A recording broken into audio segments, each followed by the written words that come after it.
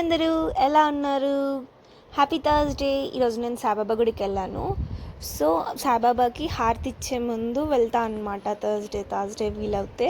So అది flower నేనే చేశాను, సాయిబాబాకి ఇచ్చినుండే నేను లాస్ట్ టైం వెళ్ళినప్పుడు.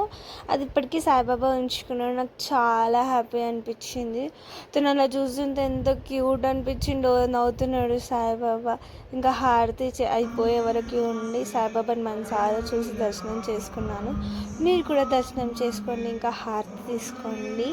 మనం ఏదైనా మన ఇష్టపూర్తిగా చేసి అది దేవుడికి ఇస్తే అది దేవుడికి నచ్చి ఇంకా పంతులకి కూడా నచ్చి చాలా బాగా అనిపిస్తుంది అమ్మ దాన్ని చూస్తే. అందుకే అలా పెట్టాను, డైలీ పెడుతున్నాను. నాకు బాగా అనిపించింది. ఇంకా వేరే విధంగా కూడా ట్రై చేయమ్మా, ఇలా చేసుకో, చాలా బాగుంది అని చెప్పాడు.